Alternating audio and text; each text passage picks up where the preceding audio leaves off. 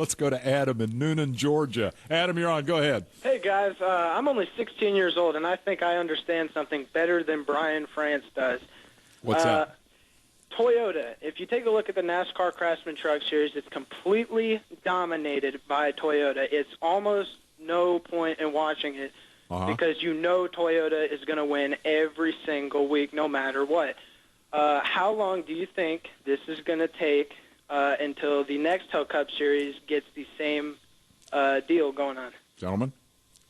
Well, it's like Robin was saying during a commercial break, when they go get Richard Childress and Rick Hendrick and people like that to run their teams, I don't think Michael Waltrip, Bill Davis, and, an upstart Red Bull team are the answer. No doubt about it, when international car makers come, they come trying to dominate, not just to compete. Whenever a brand new manufacturer joins the NASCAR Cup Series, it's a massive deal, but when it's a widely known brand like Toyota, it's 10 times that.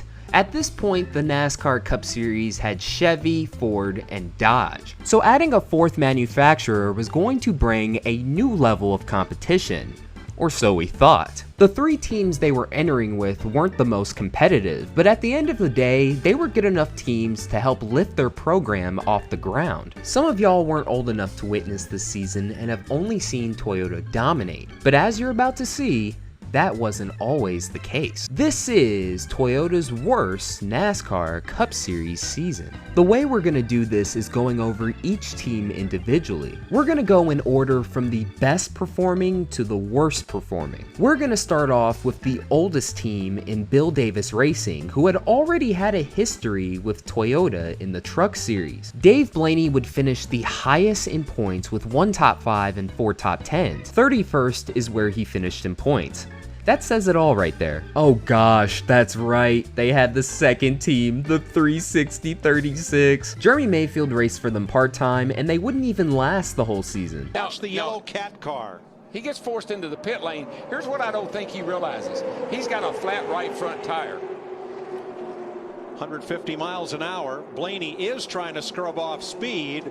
And just nowhere for Ken Schrader, the 21 car, to go. Oh, turn four. Turn 4, got a car around. Joe Nemechek. Here comes Dave Blaney into the wall. Now, Blaney has been Toyota's brightest hope in this young season. He's been the best running Camry at Daytona and California. Hard to say what happened there. He certainly got sent up the hill. I don't know if he did on his own or with help.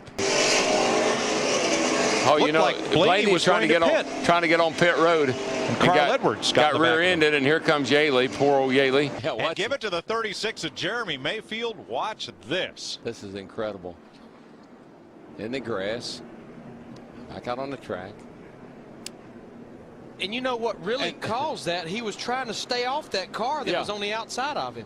Jeremy Mayfield comes down to the inside of the racetrack and to pit road. That looks like an engine problem. NASCAR observers and officials report the track is clear. Boy, that car started bouncing up the racetrack. Didn't it look like to you? Yeah. The 16 car looked like it just started hopping in the front and started creeping up the racetrack and got into the left rear of Dave Blaney. A hard crash just occurring. Ward Burton, and that's Dave Blaney. Because I saw an inner liner floating on the racetrack, I think. Spun out guys and wrecked like crazy. At least Blaney got a pole at New Hampshire, but as for the rest of the season, nah. 8 DNFs and 3 DNQs with an average finish of 26.9. As for Jeremy Mayfield, he scored no top 10s, had 4 DNFs and a 32nd place average finish, but get this, he DNQ'd for 18 races. The only reason they're listed part-time is because they DNQ'd for more races than starts. 17. Red Bull Racing was the brand new and exciting team on the block. The well-known energy drink brand had already spent years in Formula One, and now we're going to give NASCAR a try with both Brian Vickers and AJ Allmendinger. Allmendinger was coming from the kart series, and this was going to be a major learning curve, while Brian Vickers was coming from Hendrick Motorsports. He went on to have the best season for Red Bull, scoring 1 top 5 and 5 top 10s, but for a first-year team with a first-year manufacturer, it was definitely going to be a struggle. Ooh. Gosh, Biffle went to move up, and the hole was not there. He got 2 at once. He got the 83 from the back and the 00 from the front. Almost looked like his spotter was telling him to the inside, but he needed to go the inside, I believe. As he came off for it, looked like he might have made contact with the wall and bounced out Shot him into down. Schrader. Something happened. And hooked him. 99 knocks 84 out of the way. A.J. Allmendinger. That's what actually brought the caution out. And somebody hits the brakes and so on, and the fifth car back is in the crash. Well, that's about what happened to Vickers. Boy, Brian Vickers having a good run. Well, I don't... You call it one way, I'll call it the other. I call it, it looked like Jeff Green's car took off up the racetrack. This is the ugly part. Jimmy Johnson's trying to get by these guys. Gets into the 0-1. Kind of a chain reaction here. Yeah, it looks like Jimmy just gave the 0-1 a shot and lunged them forward into the back of the 84 car. And they both spin out, and Jimmy drives on by them. Caution flag for the second time today. This is the 84 of Allmendinger, who had already been slowing. And he had been on and off a pit road. Good. Right-sided it. Yeah, his problems are continuing here because of the damage earlier. Probably cut a right front tire. Turn in the center of the corner as A.J. Allmendinger brings out the caution and hits the inside wall, guys. And man, that was a big hit. I mean, he come flying down and hit the inside of that wall. He's tore that Red Bull car to smithereens right there. Hey, here we go. Yeah, I was going to say it must have been a chain reaction thing because that was a late spin by the 83. Yeah, and as a driver, Andy, you see all this smoke coming, and when the smoke's coming, you start checking up. Vickers finished 38th in points after DNQing for 13 races, had an average finish of 25th, but also had 5 DNFs. Allmendinger's learning curve was steep, finishing 43rd in points after making only 17 starts, meaning he DNQ'd for 19 races, scoring an average finish of 31st, but oddly, only DNF'd twice. So at least he was finishing a lot of the races he started. It wasn't a total disaster, and speaking of total disasters, we have Michael Waltrip Racing. Oh boy. The cars definitely look great without a doubt, but that's where a lot of the positives end. David Rudiman, Dale Jarrett, Michael Waltrip. This driver lineup combined for 2 top 10s, and they were all scored by Mikey! But because of a major penalty and DNQing for 11 straight races, Mikey had negative 27 points until June. Michael Waltrip, a 2-time Daytona 500 winner, almost went from driving in today's race to watching it on Fox while trying to qualify his Toyota NASCAR. Upon further inspection, punished him for using an illegal substance believed to be found in jet fuel.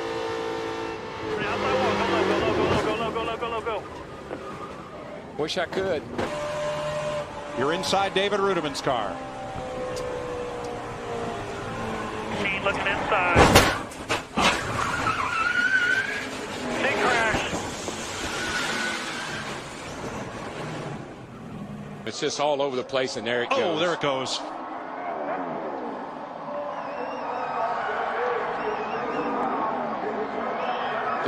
That's such a shame. Second lap, same as the first, and for the 3rd week in a row, Michael Waltrip will head to the house. Stay low, get low, get low, get low.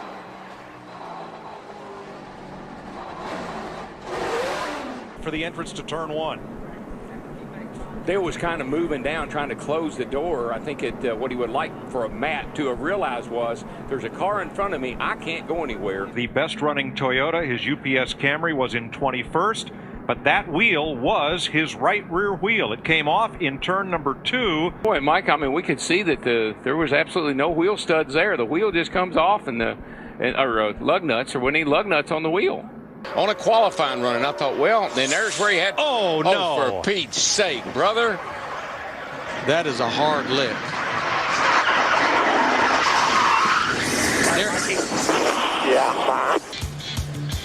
Another tough day for Michael, who has made only the Daytona 500 this season. 963 and get right past that green line at 24th place. No, he's in on the apron. That's bad news. It's going to be good. Bad news, guys. He got in on the apron. So Michael Waltrip Racing crashes 2 and gets 1 in the race. Rudiman goes home. Down the back straightaway, see what happened here.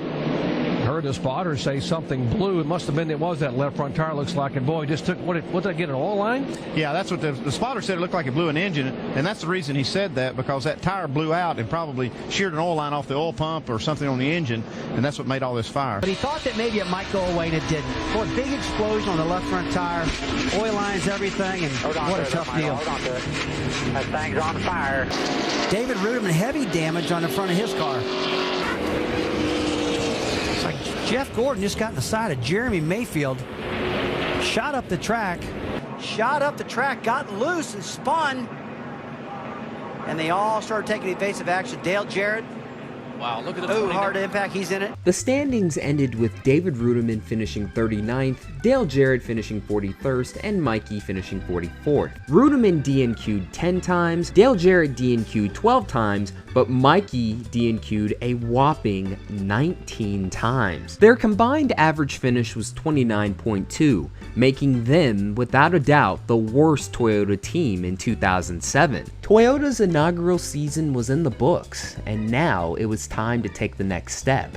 Like Wind Tunnel predicted, foreign manufacturers come in to dominate. Eventually, Joe Gibbs made the switch, Kyle Busch won their first ever Cup race at Atlanta in 2008, and as they say, the rest is history. As of this upload, they sit 5th on the all-time manufacturers win list with 175. Pretty much since 2008, they have been either dominant or at the very least good. You have to give major credit to those 3 original teams that helped build this program from the ground up. Bill Davis Racing ceased operations after 2008, but at least in their final year, they won a truck championship. Red Bull Racing eventually found their wings, scoring 10 poles and 2 victories with Brian Vickers and Casey Kane, which also includes a 2009 Chase for the Cup appearance. But after the 2011 season, the team would cease operations. Eventually, Michael Waltrip Racing became the best of the 3, scoring 7 victories, with its best seasons coming in 2012 and 2013, but that marked the beginning of the end. The cheating scandal and Napa eventually leaving as a sponsor was too much for the team to handle, and just 2 years later, the team ceased operations after 2015. In conclusion, Toyota has turned itself into a powerhouse in NASCAR. Love or hate them, at least they're into motorsports as much as they are and invest millions into the sport. Younger fans only know them for being one of the top manufacturers, but for fans around my age, at least we got to witness Toyota's worst NASCAR Cup Series season. And once again, that'll do it for another video. Thank you guys so much for watching. This is Black Flags Matter. Catch you next time.